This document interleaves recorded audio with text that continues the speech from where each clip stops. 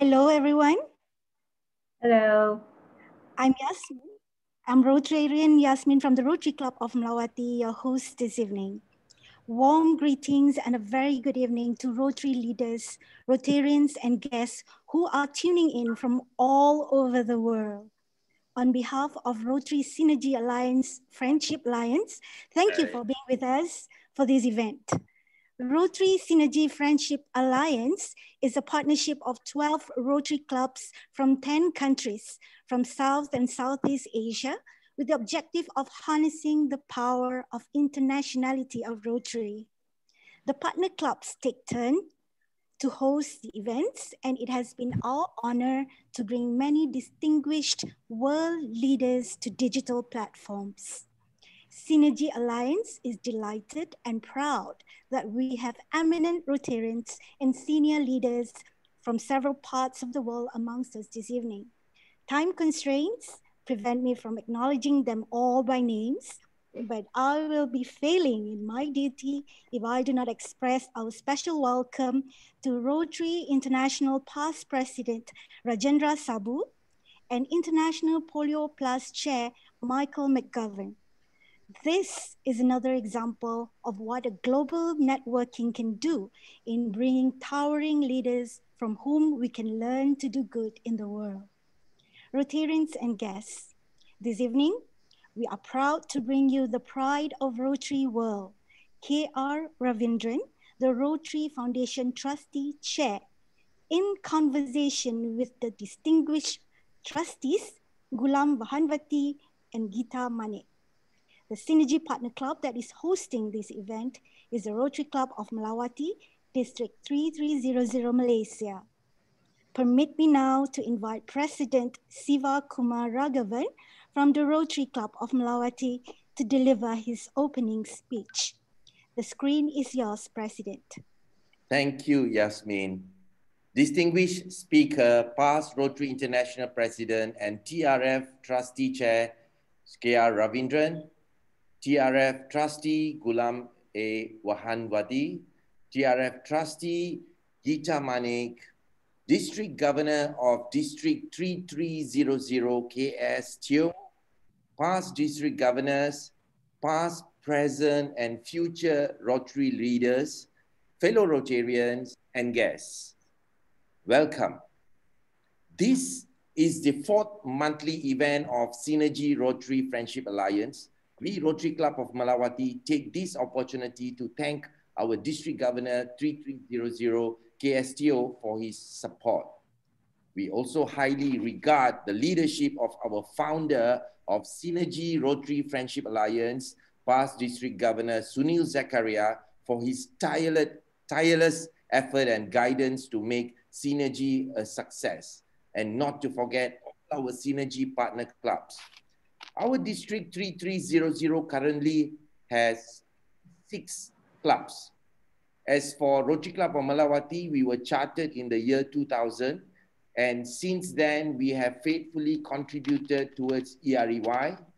Annual TRF contribution goal is USD 5,000 annual fund, which we have been able to achieve together with USD 1,000 for Polio Plus every year. However, this year, due to the pandemic, we took part in the virtual World's Greatest Meal event and managed to raise USD 1,693 thus far. We are proud to be part of an esteemed organization that is committed towards eradicating the dreaded and crippling disease polio from the face of the earth. Let us all charge our glasses as I propose a toast to this wonderful institution, to Rotary International. Ladies and gentlemen, toast to Rotary International. Thank you. Thank you, President Siva.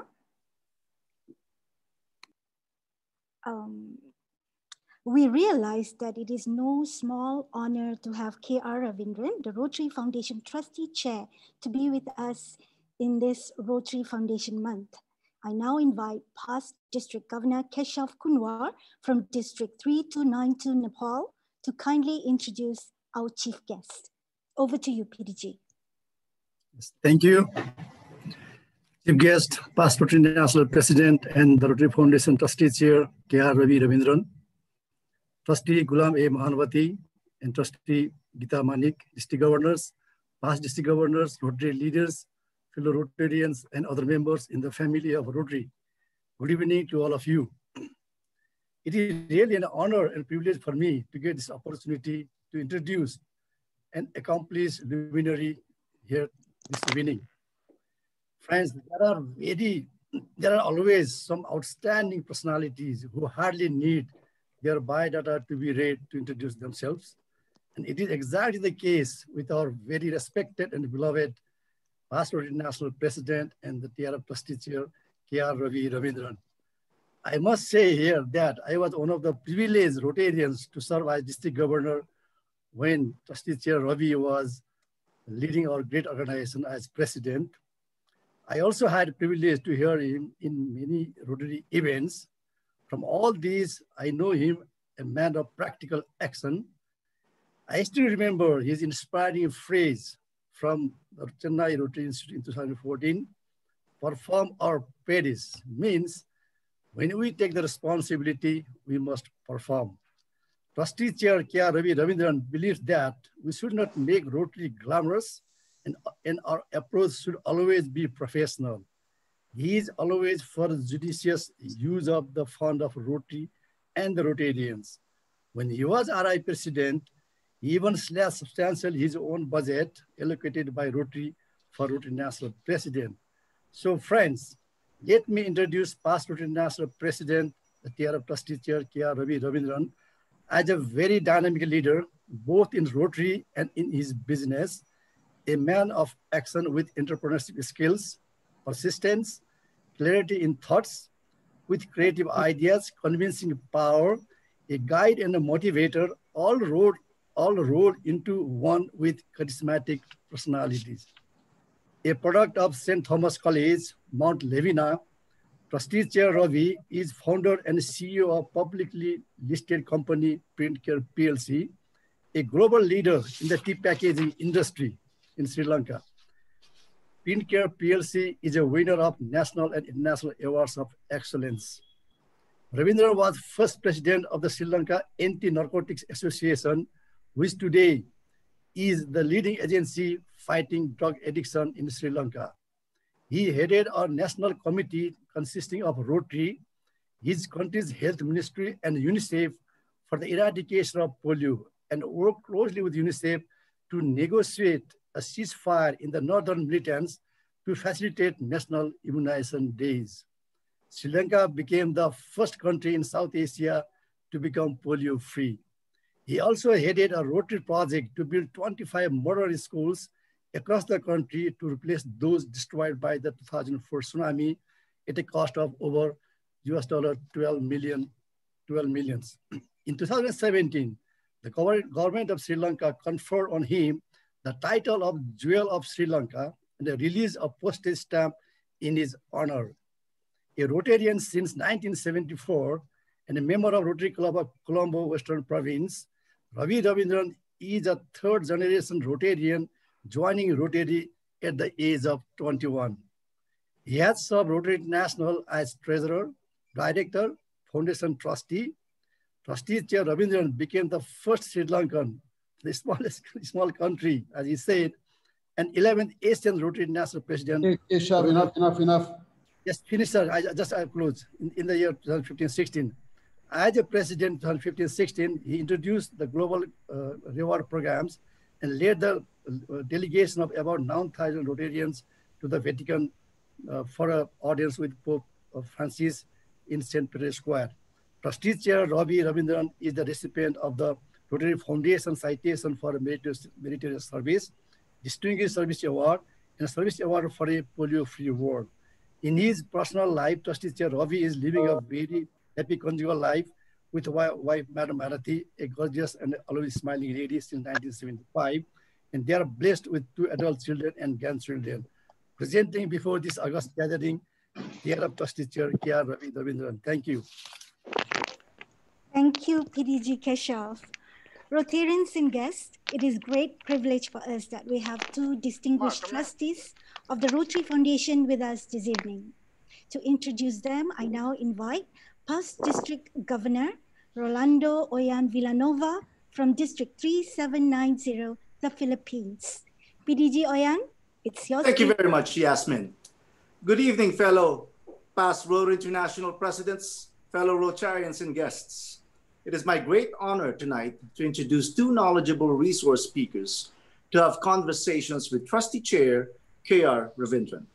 Our first resource speaker is a TRT trustee in Rotary year 2020 to 24, Geeta Manek, who joined the Rotary Club of Muthaiga, Kenya in 1997.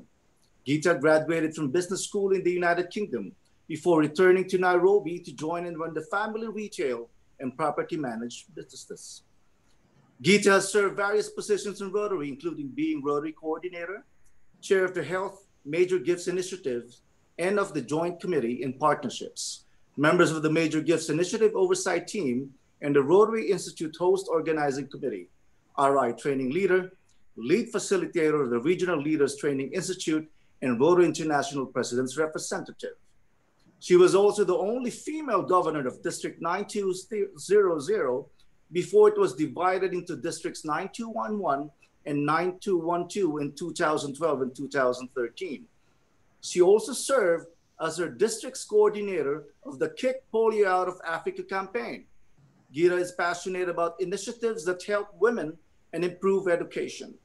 She was a charter member of Lohana Ladies Circle, a women's club dedicated to community service, social welfare, and cultural heritage. She also helps lead a Rotary literacy initiative in Kenya and the region. Geeta has volunteered as a first responder during national crisis, including in post-election violence and after terrorist attacks.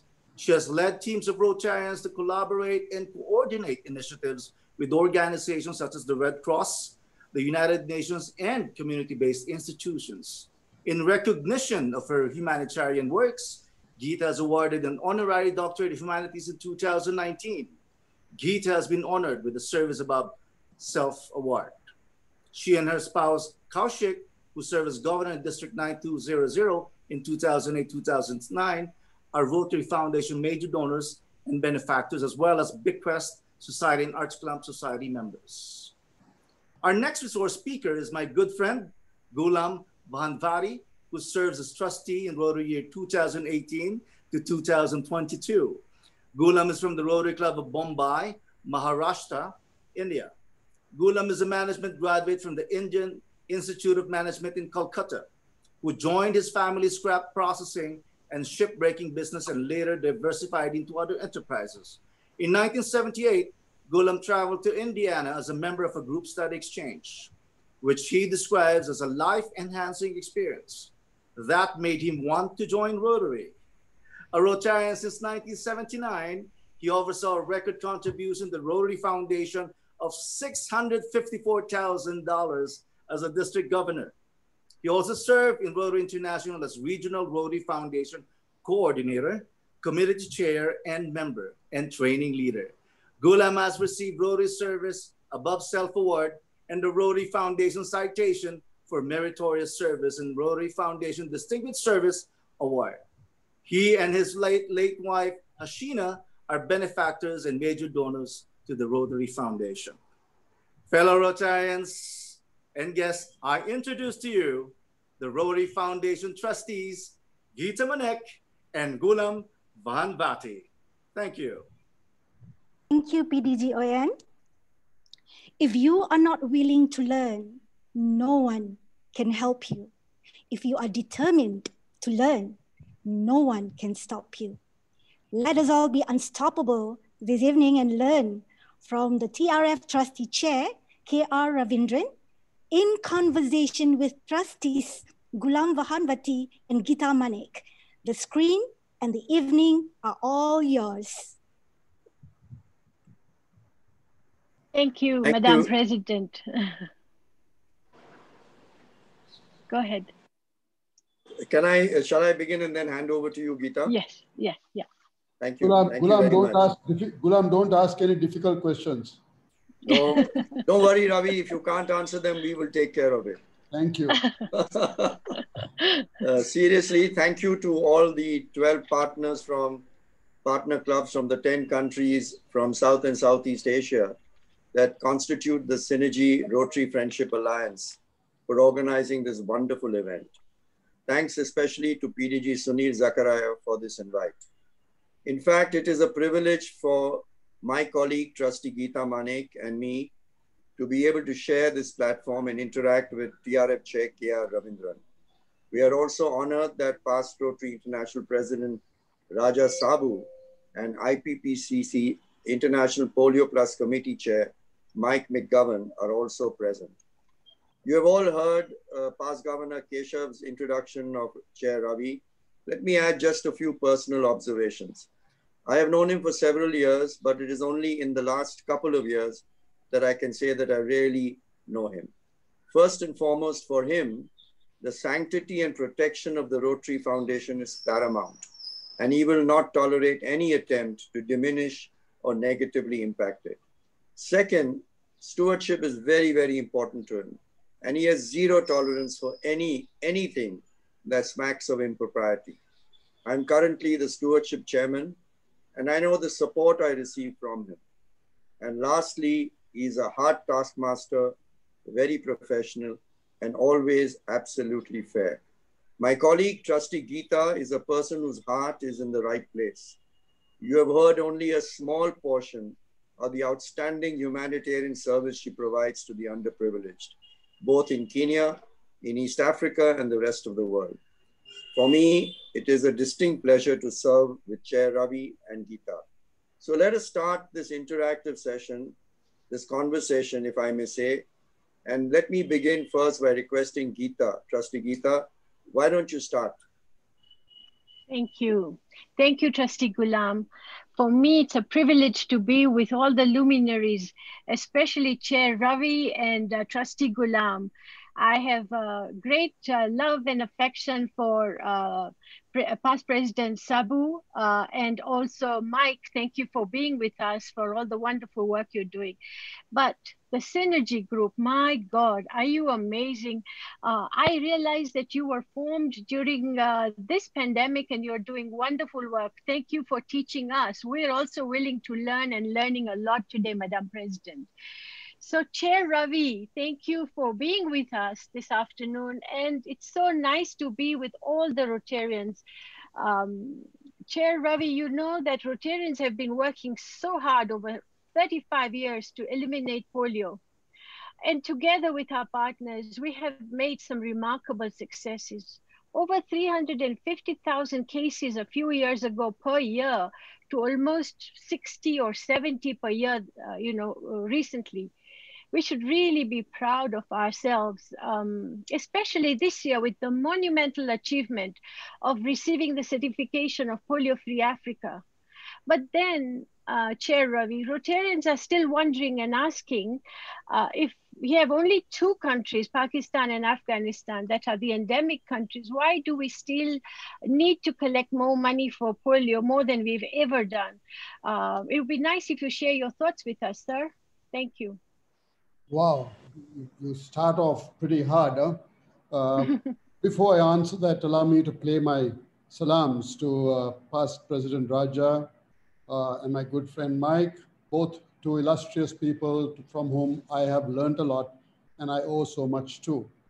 Sunil, thank you very much for putting this together and pairing me with two of the top trustees this year, who are Gulam and Geeta. Geeta, coming to your question, it's a good question. Yes, defeating polio in Africa was a great win for humanity. It was I would say it was a tribute to the health workers in Africa, mainly women, who have traveled by car, by rail, by boat, by foot, in fact, by any means, to reach children from Abuja to Maiduguri, from Ethiopia to Cote d'Ivoire, from the Congo to Ghana, all with this polio vaccine. But you must not think that the moment polio is eradicated from a country, you no longer need to immunize the children. This is furthest from the truth. You must realize that routine immunization can be stopped only when polio is eliminated from the whole world. Thus, even while the wild polio virus circulates in only 2 countries, our children all over the world remain at risk because polio, remember, is just an airplane ride away. I mean, you must know that in 2019 alone, nearly 400 million children were routinely immunized against polio in 40 countries. That requires money and advocacy, particularly when countries have other pressing needs and want to take away the money from the polio budget. That's not all. We need to be extremely vigilant, and we need to continue to carry out unabated surveillance activities as we are now doing in over 70 countries. That also needs money. That's the only way to know that the virus is still not lurking around in a person or in the sewage. I mean, if you didn't know it, you could be having polio next door and not even know about it. This is one of the criteria for certifying the world as wild polio virus free. Thus, we need to continue to focus on our goal of raising $50 million per year, which will be matched 2-to-1 by the Gates Foundation up to 2023. But clearly, you should not think Rotarians alone, even with the Gates match, the money we raise is sufficient. Actually, it's not. We need much, much, much more. Sustaining the gains we have made and tackling the challenges in the 2 remaining polio endemic countries will require significant investment of time, money, and human resources. In November last year, there was a meeting in Abu Dhabi. Mike McGowan and I were there representing Rotary at this event called the Last Mile Forum, hosted by the Crown Prince of Abu Dhabi. The event was attended by the likes of Mr. Bill Gates, the WHO chief, the CDC chief, and a host of other global health and foreign ministers. At the pledging moment, pledges came from every corner of the world, from the Crown Prince himself, the Gates Foundation, Germany, Nigeria, Pakistan, UK, and of course, Rotary, all expressing sustained commitment to ensure that every last child is protected from paralysis from the polio virus. I was proud to represent you and Rotary on stage, shoulder to shoulder with these people, reconfirming Rotary's commitment. In fact, I must tell you that apart from Gates, Rotary perhaps got the biggest cheer, and many speakers referred to Rotary. And when I made my pledge, we got a really loud ovation. When all was done, the grand total pledge was totaling to $2.6 billion. And this was the polio eradication and the endgame strategy.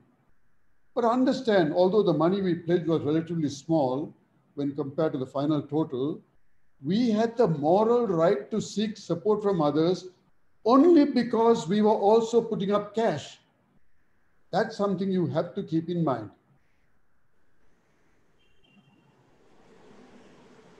Wow. Thank you, Ravi. Thank you.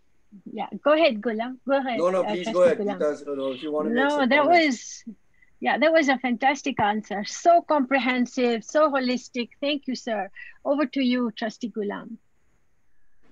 Thank you, Geeta. And I just want to follow up on what Trustee Chair Ravi said just now, that, we have only Afghanistan and Pakistan left, but that doesn't mean, and literally, as long as one child is still, there is even one country, one city that's still left to be made polio free, the whole world is in, all the children of the world are at risk. Indeed. But Ravi, I'm reminded, I'm going back to our convention, which was held at Birmingham. And this was many years ago. And so from that time onwards, we've been hearing we are this close to eradicating polio. And so people have said that at that time, I think it was only Africa and Afghanistan and Pakistan which were still not eradicated, still polio endemic.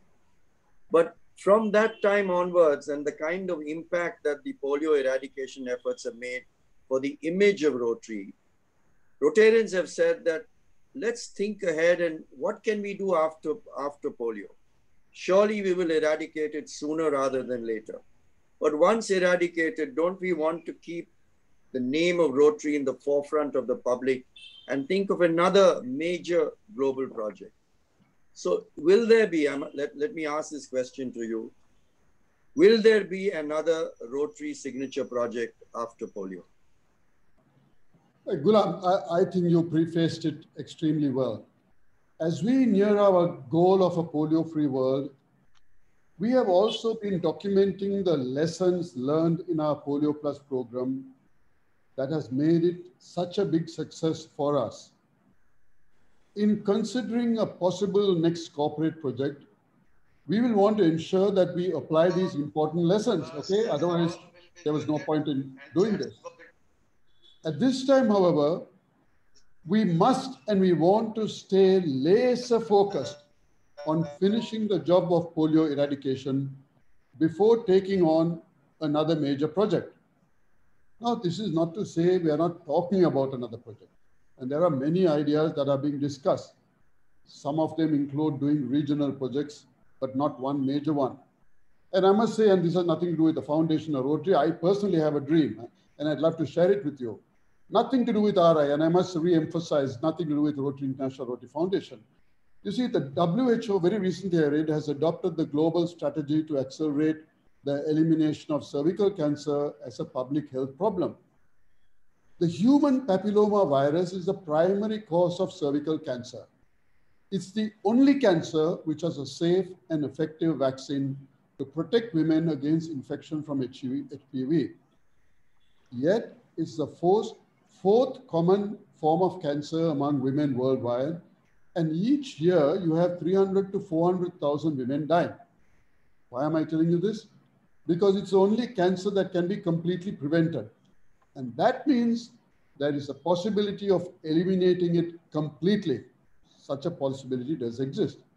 Down here in Sri Lanka, through a joint Rotary government project together with some major corporates, we are well on the way towards eradicating cervical cancer from our shores by 2030.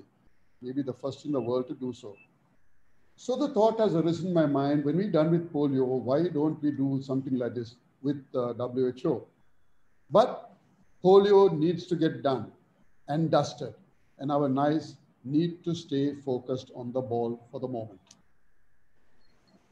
Thank you, Ravi. I appreciate, I think you made it very, very clear that right now, the focus is let's get rid of polio. And as you rightly said, and I appreciate that you made it very clear, it's nothing to do with RI, nothing to do with the foundation, but that's a project of cervical cancer, which could be one of the possibilities. But let's leave that for the future. Let me hand it over back to Trustee Geeta.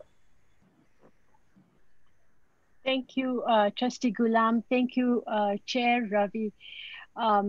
Yes, we must stay laser focused. We are this close and we must eradicate polio from every place on earth. Still on health, Chair Ravi, as people of action, Rotarians sometimes overestimate our problems. And at the same time, we underestimate our ability to overcome these problems. But now we're living in such uncharted territories. The pandemic has brought us unprecedented challenges and uncertainties. How would you say that COVID-19 has impacted our foundation? And going forward, are we likely to do things differently? Look, let me take the first part of the question. It's a fact that normal life has stopped for more than 1 billion people around the world. While models and predictions abound from various authorities and experts, no one can say with certainty what sort of long-term impact the pandemic is going to have on people. For our organization, it is likely that life will be different, at least for some time.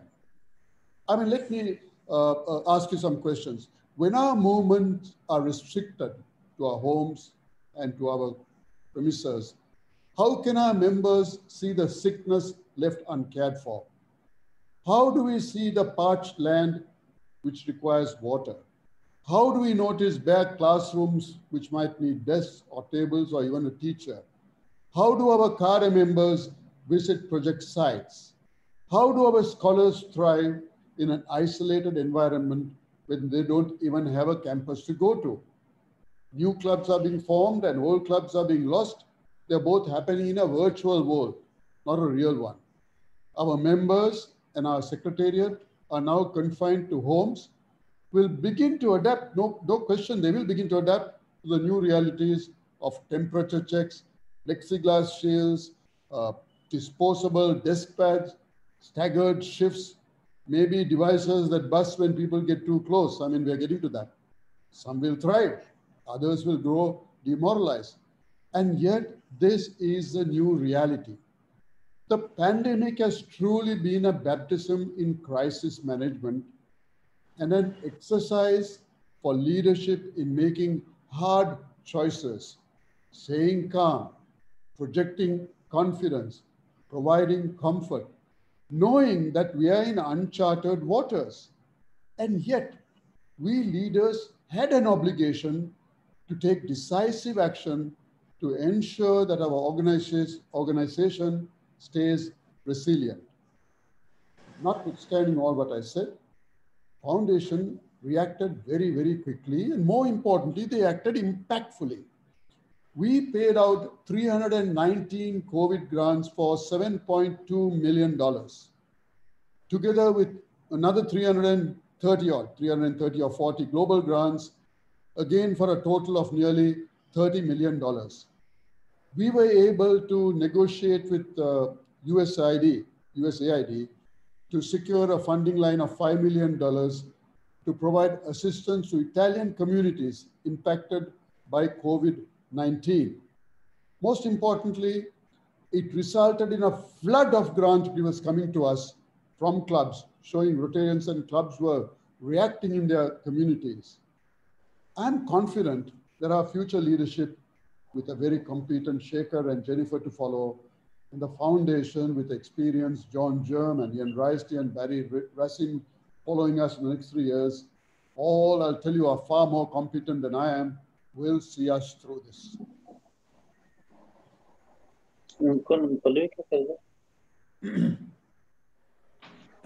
Geeta, you want to hand it to me? Yes, you please. have any comments? I'm Trustee Gulam. I'm having a little bit of a glitch with my internet, so please carry on. Thank you. Thank you, Ravi. And taking a cue from what you just said in answer to Trustee Geeta's question, but the kind of changes that we will have to make thanks to COVID-19. I just want to take you back, not too many years right now, just a few years. We have had several outbreaks in the recent past. SARS was one, Ebola was another, but nothing that in our lifetime that we have seen that compares with COVID-19. But in fact, one reads of and one constantly is reminded of another devastating pandemic that laid the world low. I'm sure we've all read and heard of the Spanish flu. So when the Spanish flu of 1919 struck us, it is estimated that about 500 million people, which was then in 1919, 100 years ago, 1/3 of the world's population became infected, and at least 50 million people worldwide died. That is something that we haven't experienced. At least many of us were not, most of us were not alive. But would you be able to compare that with the effect of COVID-19, the fact that it is 100 years later? Let's hear your thoughts on this. Gulam, I'm glad you asked that. I've been doing some reading. Can you ask all the Just other 1 second, Ravi. I think we're getting some interference. Yes. Can you please mute Can the organizers mute everyone, then unmute Ravi, me, and Geeta?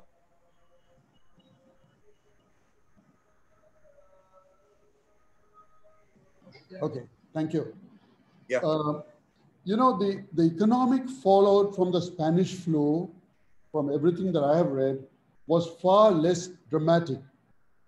In the United States, and that's the only real reading that one can do, the only one which has got statistics, industrial output fell sharply, but rebounded within a few months. Retail was barely affected. Business did not declare bankruptcy at higher rates than usual. And according to the latest econometric analysis, the pandemic of 1918 cut the United States real GDP and consumption by no more than 2%. The same appears to have been true when you look at the Western Europe economies, although we don't have real hard statistics. On the other hand, human casualties were much higher. I mean, the Spanish flu, almost 50 million people died. There was one day in Mumbai when over 730 people died. But a century ago, we must remember people still inhabited a physical and mental universe that had not yet been sanitized by modern science. The older generation had to go through catastrophic outbreaks of cholera, of yellow fever. They had no vaccines for the flu, nor for the TB, nor for tetanus, nor for diphtheria, measles, rubella, not even for polio. There was no antibacterial drugs. There was no penicillin then. There was no antiviral drugs. Cancer did not have chemotherapy then. So when the COVID hit us, peace, medicine, and prosperity have steered humanity towards much greater comfort, safety, and predictability. So for the first time in history, we can expect science to shield us to some extent, and I think it's doing, considering the number of cases that we had, which are reaching almost 150 million. I would say if COVID had happened 100 years ago, things would have been very much worse. However, economically, I think we are worse off this time around. And one reason is because of communication and the ability for us to move from one place to another so fast, aircrafts. We have lost the equivalent of nearly 400 million jobs. I listened to two Qantas Airlines A380 captains who were speaking about their changed life situation. And these two guys had just gone to the US, parked their plane in the Mojave Desert and flown back. They now drive buses in Sydney.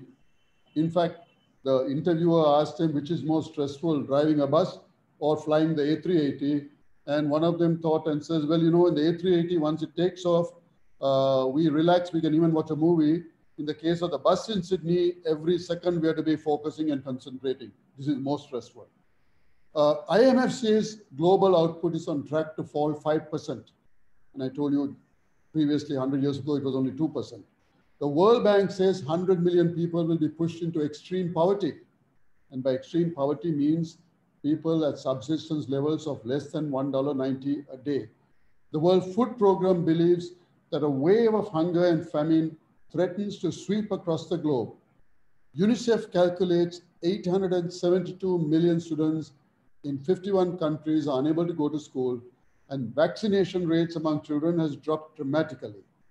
And we see governments grappling with a difficult decision. Should we shut down to keep people alive, or should we stay open to keep the economy going? So economically, I would say we are worse off than what happened during the Spanish flu.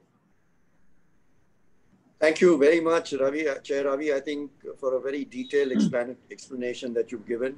And I think you very clearly stated that the economic consequences of COVID-19 are far, far worse than what Spanish flu or any of the other earlier pandemics gave us. But as you again, in your brief explanation, you mentioned the progress that science has made. And I would assume that one of the great progress that we are in the process of making is the development of a vaccine or many vaccines in a very short span of time. Now we have had the Rotary Foundation, thanks to its efforts in the field of polio vaccination, have built up a tremendous grassroots organization, a logistics network to enable the vaccine program to flow. Do you think that governments across the world would use Rotary's organizational skills to take that vaccine once developed forward? I mean, I think we should. I believe that we are the best equipped, apart from WHO and UNICEF, to participate in a vaccine drive, especially in Africa and South Asia, where our infrastructure is so good. I'm aware that past President Raja has already had discussions with the government of India in this regard. However, we need to find the vaccine first. When a vaccine emerges, then it's not like a Bollywood movie where everything lives happily ever after. We have to first, the efficacy must be completely proven, the efficacy of the vaccine. Then making and administering billions of doses will take much of next year. Early vaccines may well need 2 shots. I don't know. You have to have complex cold chains to keep them fresh. The medical glass to put these vaccines in could run short because we need billions of those. Freighting these vaccines across the world in cold boxes will be a challenge. I was reading of IATA estimates that said that you will need 8,000 747s to deliver all the vaccines. And IATA also says that distributing a vaccine across, for some Africa, would be almost impossible right now unless we get the infrastructure right, given the lack of cargo capacity, size of the region, and the complexities of border crossings. Transportation will need almost military precision and will require cool facilities across a network of locations where the vaccine has to be stored. And of course, our major challenge is to not forget that unlike the polio vaccine, there are no drops. This is likely to be an injection, which requires trained personnel. But of course, we can play a major role in logistics. We can play a role in transport. We can play a role in cold chain supply, as we did with polio. And we can play a role in the general facilitation and organization of the distribution, and we must do so. Thank you, Ravi. Again, I think what you stress is we have been partners in the polio eradication effort. Let's be important partners again when the day comes for vaccine distribution. Thank you very much. May I now hand it over? Geeta, is your internet okay now? Yes, thank you. Yes, for now it is. Thank you. Go ahead. Wow, that's frightening. That's frightening. We've got a lot of work ahead of us. Chair Ravi, thank you for explaining to us about how to go forward when the vaccine finally appears on our horizon.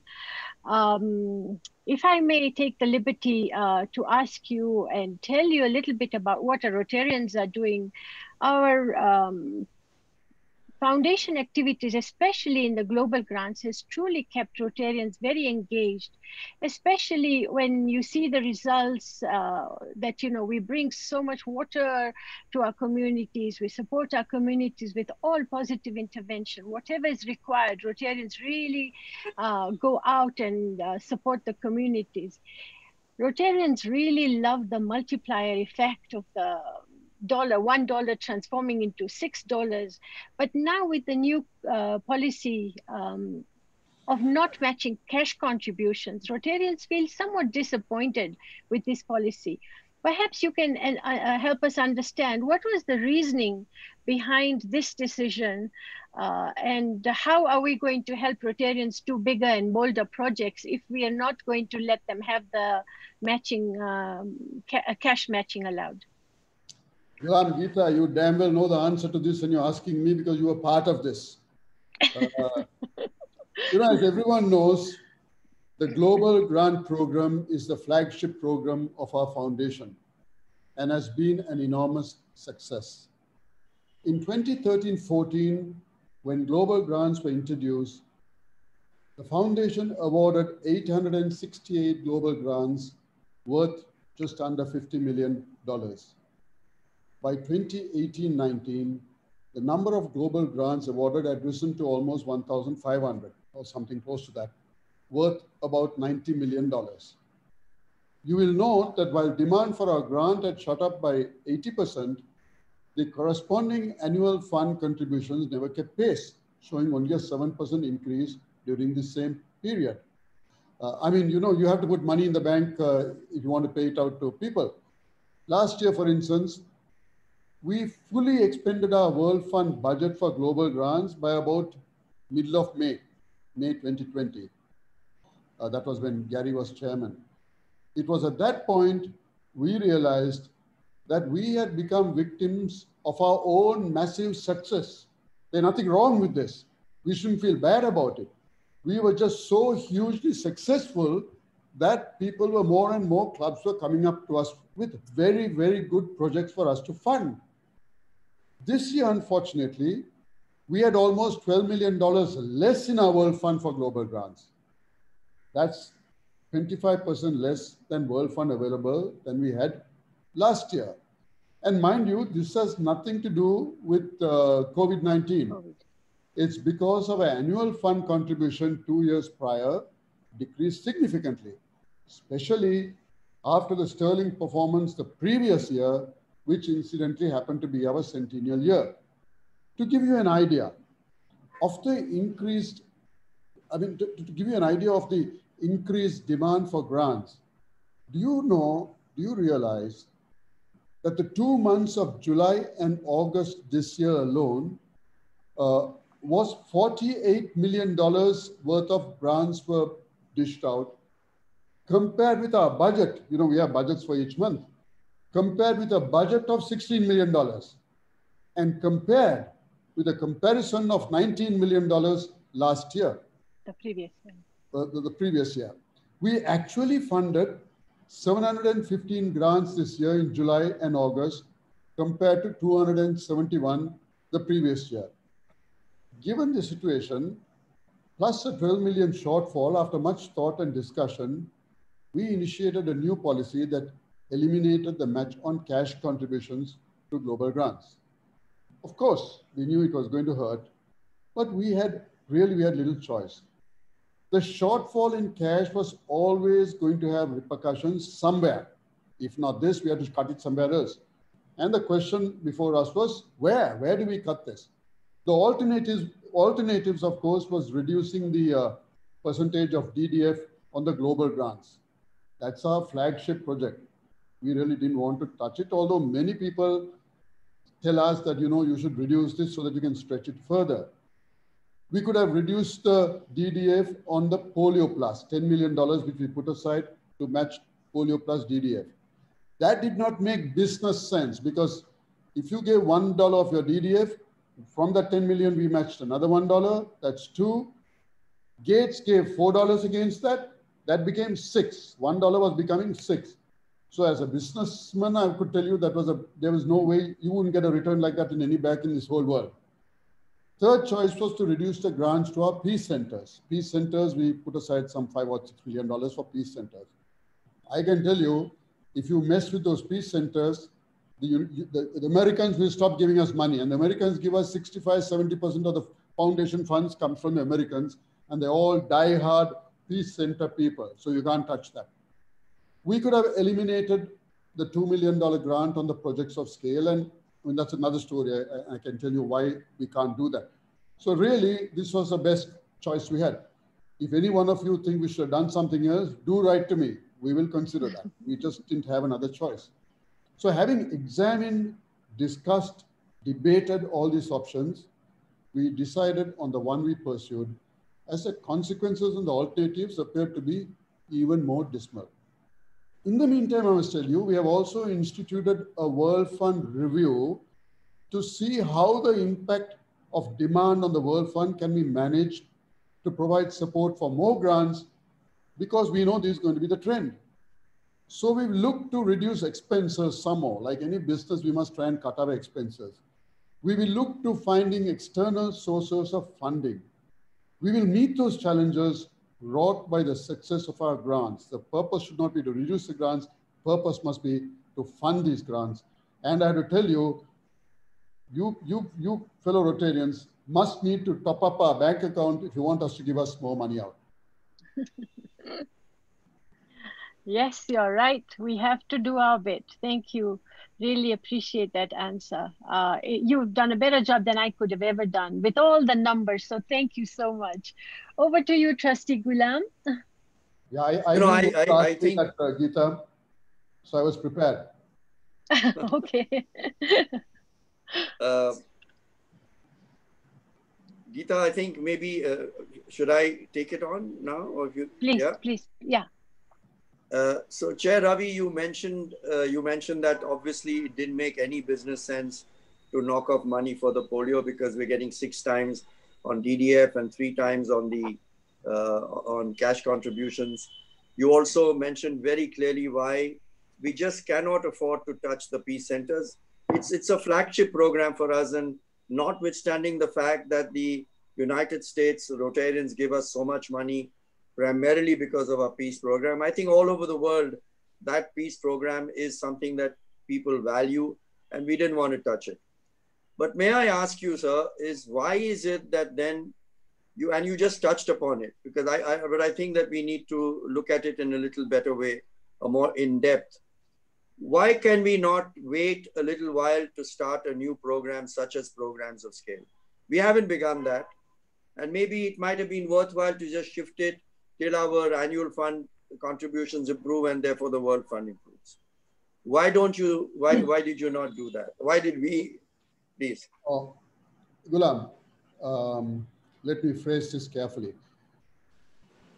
Rotary has an ability to give out all together, all our projects, all over the world, district grants, global grants, all put together, Polio Plus grants, all that put together, we spend about $150 million a year. Actually, that is peanuts compared to the real demands of the world. We need to be able to do projects where we put in some money and we bring in other resources, other corporates, other governments into it. Polio is a good example. I told you we at Dubai, Abu Dhabi, we pledged $100 million over 3 years and we raised $2.8 billion. So we need to be able to do projects where we put in some money, and Rotarians must learn that apart from foundation, they should be able to look at other corporates in their own countries, in their own vicinity, to try and raise money, because today we have got to a stage where no corporate worth its salt will write a chairman's statement without talking about CSR. And I want to give you an example in my country. Two of my very close Rotary friends, Abbas and Ajay, were over a drink talking of the situation in our country of children with mental health issues. They're very good friends of mine, and we meet often to have a glass of wine. 20% of our children were affected by disabilities. 1 in 93 have been diagnosed as autistic. As in other developing countries, cerebral palsy affects 2 to 5% of children. Now, in a situation like this, we can only shrug our shoulders and criticize our government for not doing anything about it. Unlike most of y'all in my country, we are very good at criticizing our government. But the passion of these people got the better of them. They visualized a properly equipped center to treat children with disabilities. So the right people were spoken to. They became partners to the project. The University of Colombo made available the land, a couple of acres. The Sri Lanka Army built the premises in 13 months with 2 major cash infusions of $1 million each or thereabouts from the companies of my friends Abbas and Ajay. They're not the best Rotarians. They hardly come for meetings, and we say, don't sack these guys because we need people like this as well. Rotary made available the equipment with Rotary Foundation global grants totaling about $350,000. But building and equipping is easy.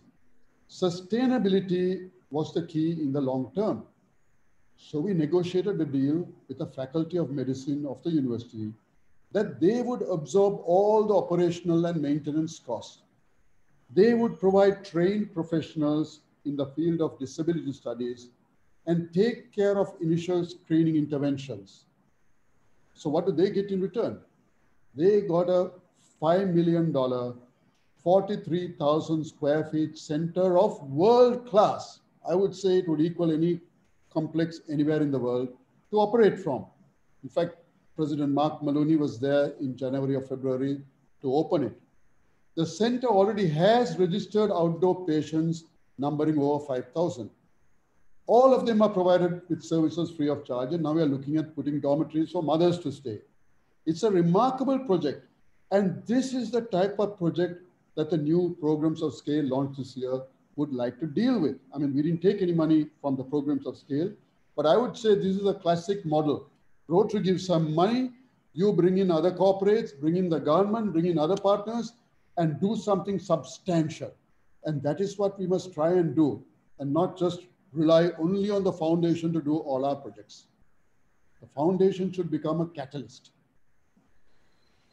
Thank you, Chair Ravi. That was very, very well explained. The reason why we are able to give a small piece of the kitty and get a much larger inflow from committed organizations. And you've given a brilliant example of what you've been able to do in Sri Lanka just now. Thank you very much. Geeta, over to you. Thank you, Trustee Gulam. Chair Ravi, you know, Rotarians are really excited about environment as our 7th area of focus. I know that you moved this subject of environment to the trustees for adoption last September. Firstly, what was the thinking behind that? And now that environment is formalized, what progress do you think we have made at that level in rolling it out? How soon do you think that Rotarians can start working on their projects on the environment?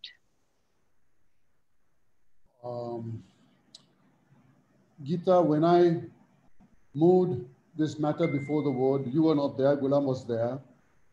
I was conscious that our areas of focus did not include the environment as one of its major segments.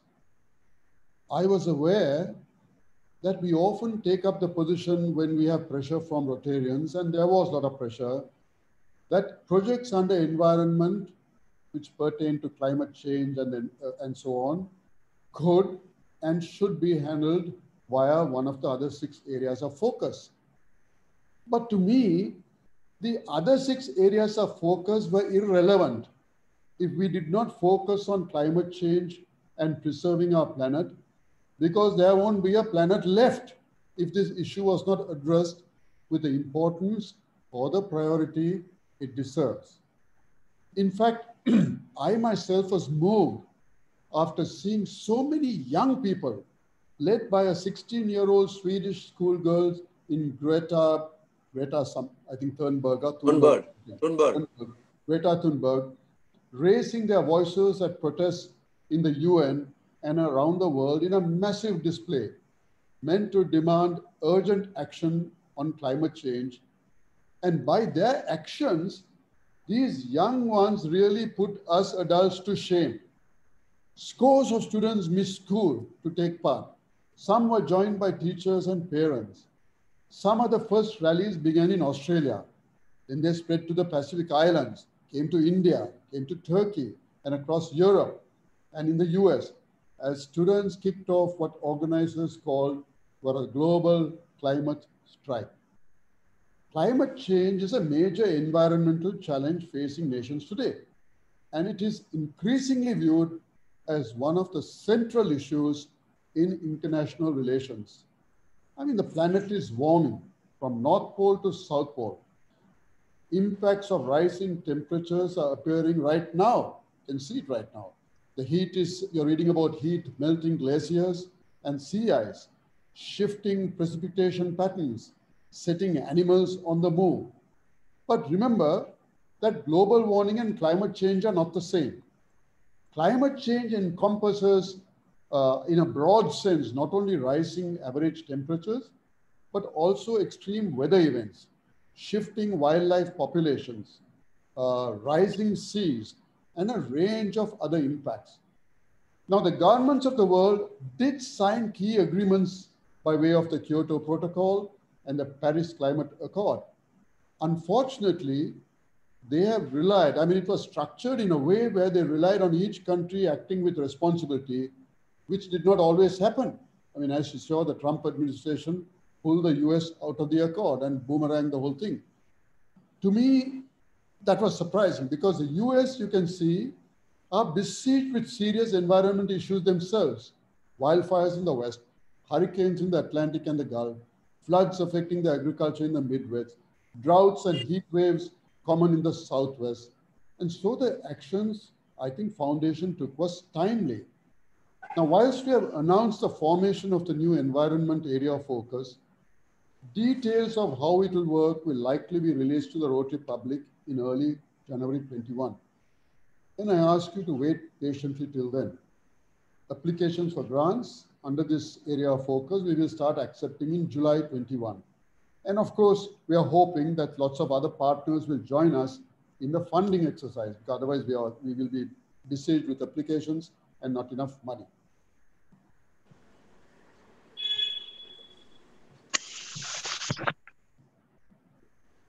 Thank you very much, Ravi, Trustee Ravi. Geeta, you want to make any comment on Chair Ravi's remarks? No, I just want to thank you. My internet is really playing up. I don't want to All right. I better just. Thank you very much, Geeta. I think we are now pretty much coming to the close of our session. But let me ask you one last question, Chair Ravi. You've been committed to the Rotary Foundation. You were a trustee even before you became a director. You've been involved in the Rotary Foundation. In fact, at your first term as trustee, I was the RRFC, and that's when we really began to really know each other. But the reason I'm prefacing my question is because of the experience that you have with the foundation and now currently as the chair of the foundation. And looking into your future, the globe that tells you what the future will be, what do you see the greatest challenges that TRF may face in the next few years? Gulam, I was hoping that because Geeta's internet was playing that we can call it a day. Nonetheless, the question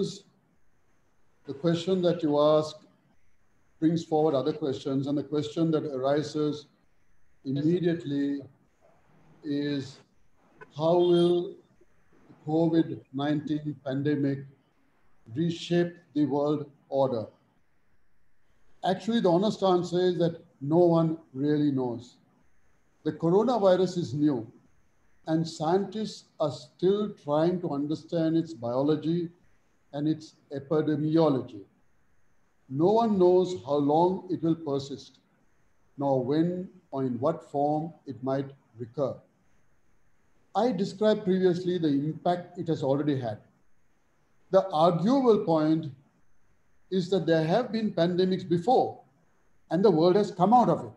So I presume we will do. I mean, historians will tell you that that Athens in its golden age of Pericles was so severely weakened by the plague that it lost its major war to Sparta in that famous whatever war. Historians will tell you that the 14th century pandemic that killed at least a third of Europe's population was the single largest contributor factor to the breakdown of the economy and the end of feudalism. But as we discussed previously, in 1919, the Spanish flu killed an estimated 50 million people, more than twice the number of fatalities caused by World War I, but we recovered quickly. The Rotary and Rotary Foundation cannot be alienated from society and from the community in which they operate. And hence, our fortunes are inextricably intertwined with that of the rest of the world. In my view, Rotary will thrive because primarily we become the answer to the prayers of individuals and community members. The prayer of a father who has slowly gone blind, who can no longer care for his family until Rotary comes with an eye can to restore his sight. We do it all the time. And of the mother who has carried a sick child on her back through the jungle for hours to reach a clinic, to find that the clinic has a nurse who can treat the child because she was trained and this clinic was set up by Rotary. And a girl who would have had to leave school at 12 or 13 simply because the school had no toilets, no private place to wash. And then find one day that the school has a new toilet block built by Rotary. And then to the hundreds who are dying of cervical cancer, or the thousands who are being crippled by polio till Rotary came along to save their children and the women. All of these people, countless hundreds of thousands, may never know us, may never know of Rotary, but they know that their prayers have been answered and their lives have been changed. And they may not know that we were the cause of those prayers being answered. We do understand that none of us here are more than a speck in the vastness of space. And I can give you a lecture on that. But our time on this earth is so short and we feel so insignificant. But as any physicist will tell you, even a single speck has the power to change the world if it moves in the right way, in the right place, and at the right time. And that's another lecture. We will agree that for the world, this has been a dark year, and we are yet in the middle of a destructive pandemic with no end in sight. But remember, the night is darkest just before dawn breaks. So let's have hope that this dark period too will pass. But take heart from a parable I wrote in the July issue of the Rotary magazine. Once there was a farmer and his horse ran away. That evening, all his neighbors came around to sympathize. They said, "You know, we are so sorry to hear your horse has run away. This is most unfortunate." And the farmer said, "Maybe." Next day, the horse came back and it brought with it 7 wild horses. In the evening, everybody came and said, "Isn't that lucky? What a great turn of events. How lucky you are. You now have 8 horses. The farmer again stoically said, "Maybe." The following day, his son tried to break or train one of the horses. While trying to ride it, he was thrown, and unlike Gulam, he was not a good rider. He broke his leg. The neighbors said, "Oh dear, that's too bad. See, these horses had not come, this would not have happened." The farmer just said, "Maybe." Next day, officers came around to recruit people into the army, and they rejected his son because he had a broken leg. Again, the neighbors came and said, "Isn't that great? Your son was saved because he broke a leg." And again, the farmer said, "Maybe." So Gulam and Geeta, nature is immensely complex. It's impossible to tell whether anything that happens is good or bad because you never know what the consequences that follow will be.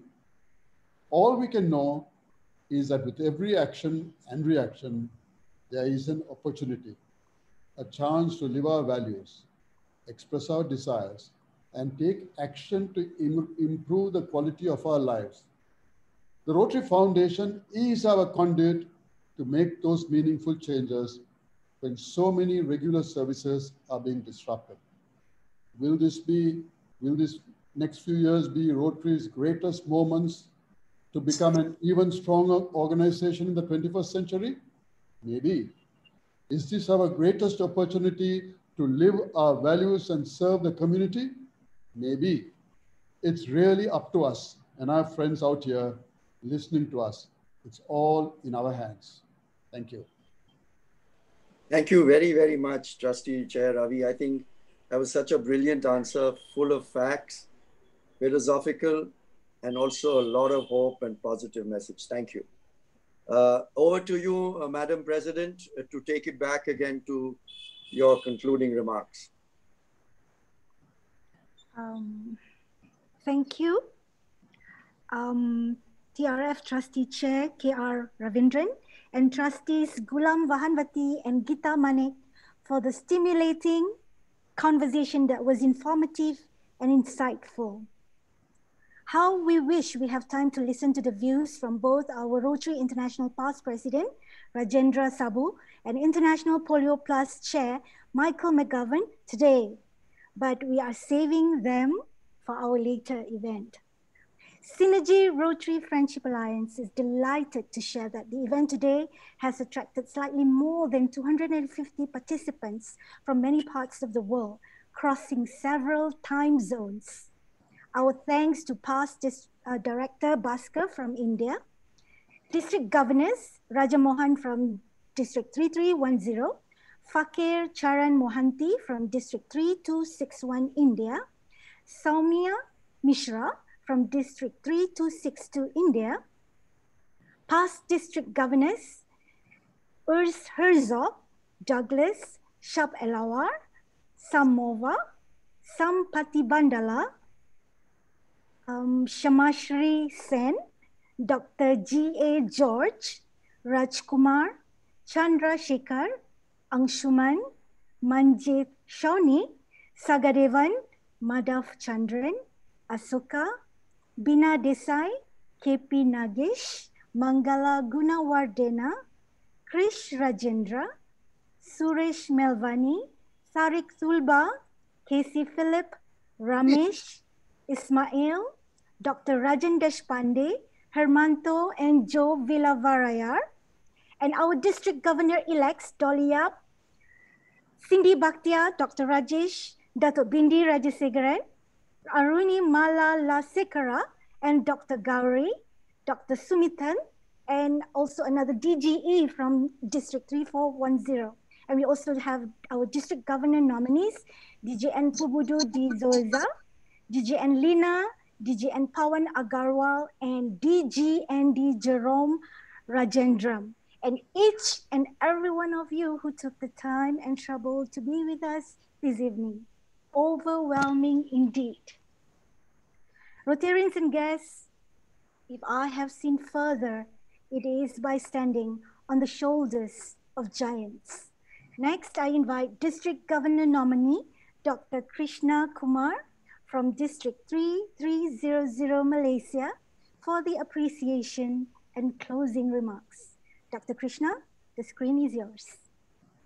Wow, my Rotary friends. This has been a momentous evening for all of us.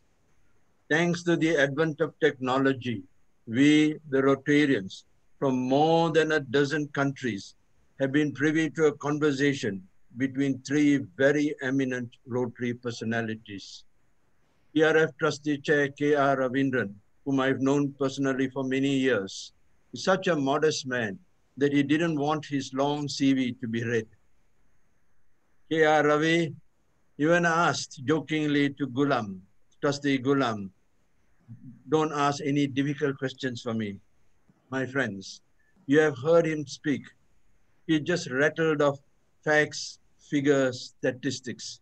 Would there ever be a question which K.R. Ravi could not answer? I think he would know the answer to almost any question you could ask him, especially if it concerns Rotary. He has enlightened us so much.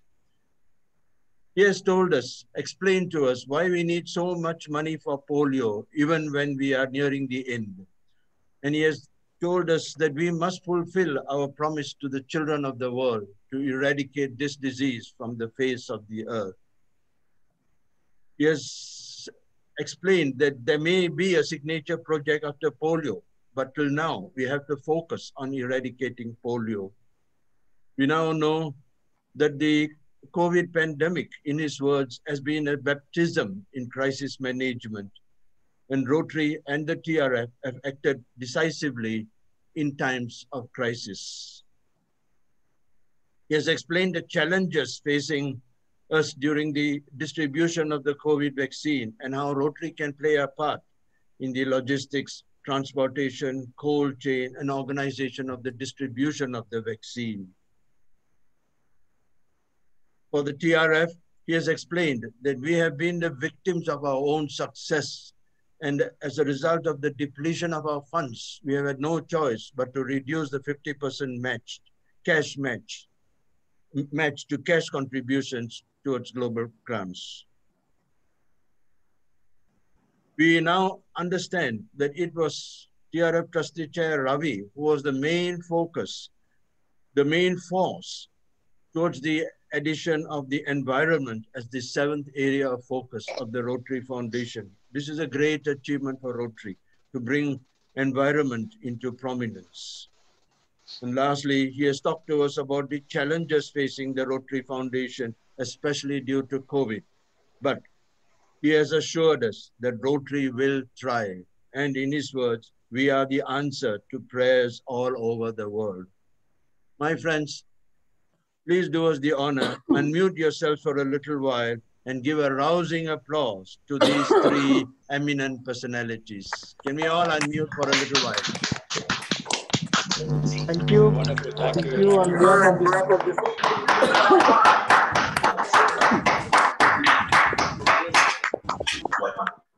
Now, my friends, little brother, legitimately made his debut at the age of 8 in the film. now, my friends, Synergy Alliance would like to give a virtual memento to these three eminent personalities. Over to you, Yasmin, for the mementos. Synergy Rotary Friendship Alliance conveys its sincere appreciation to K.R. Ravindran, the Rotary Foundation Trustee Chair, for imparting invaluable insights and inspiration at the conversation with TRF Trustee today. Next.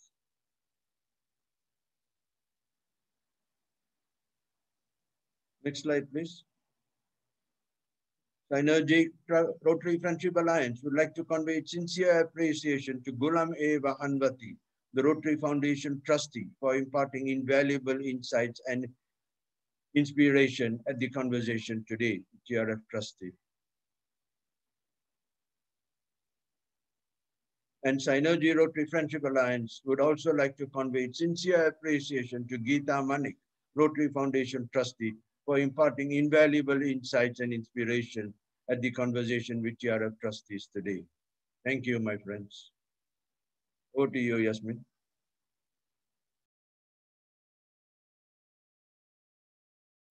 Thank you, Dr. Krishna. Rotary leaders, Rotarians, and guests. Our next event will be hosted by the Rotary Club of Dhaka Mavericks, District 3281, Bangladesh. I present you charming President Rampa for a short introduction of the host club and a sneak preview of the next event. It's your screen now, President Rampa. We await excitedly to hear about our next event. Thank you very much, Rotarian Yasmin. This is Rotarian Tasina Rumpa, President of Rotary Club of Dhaka Mavericks from District 3281. This is the largest district of Rotary International with 235 clubs and more than 7,500 members. Dhaka Mavericks is a very young club. It was chartered on 25th February 2016 with membership strength of 36. Currently, we are 64 members with very healthy balance of 48-52 male-female gender ratio. Average age is 47 with 19 different membership classifications. Since 2017, the Rotary Club of Dhaka Mavericks, in association with Partners for World Health from USA, Maine, have trained 700 doctors and around 2,100 nurses and allied health professionals for 4 tertiary level specialized health public institutions, covering management of cancer and burn cases.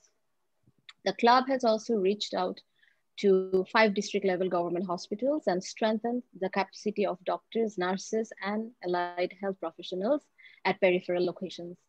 This flagship project also provides annual health checkup to the sex workers and their children of Kandapara brothel, which is one of the oldest and largest stable brothel of South Asian region.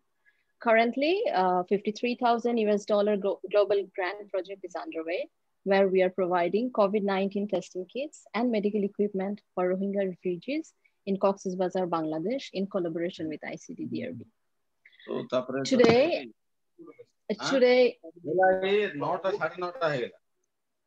it's my absolute pleasure to announce next Synergy Alliance monthly meeting that's going to be hosted by our club, Dhaka Mavericks. We have made a little audio visual for you. Let's have a look at it first.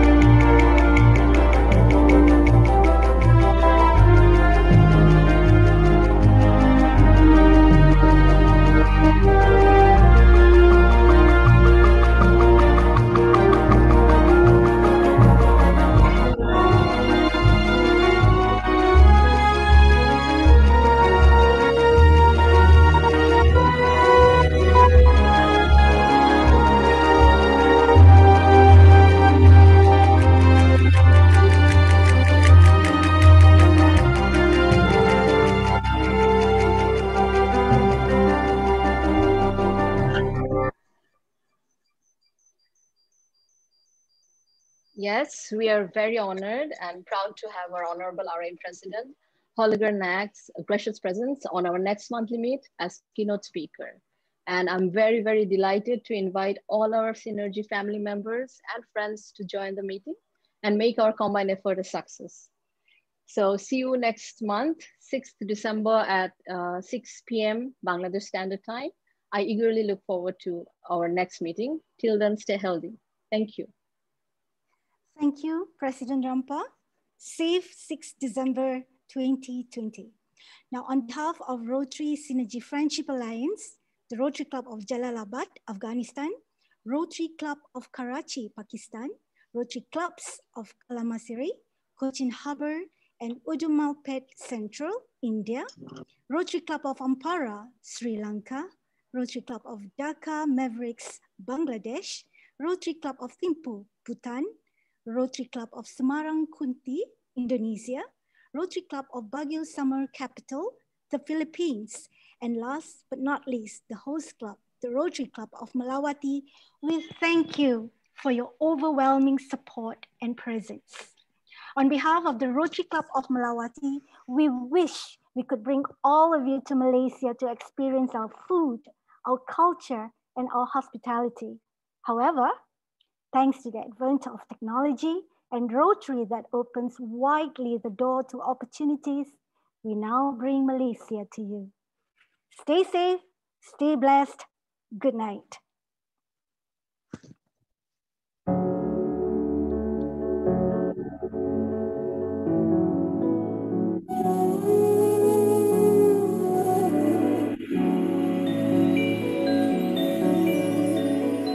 You will love Malaysia now and forever. Different races everywhere. The soul of Asia is surely here.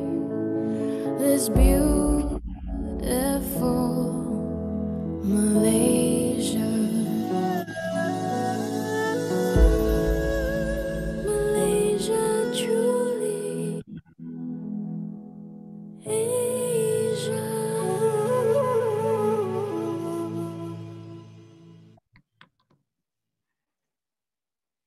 Okay, our meeting ends, but fellowship continues.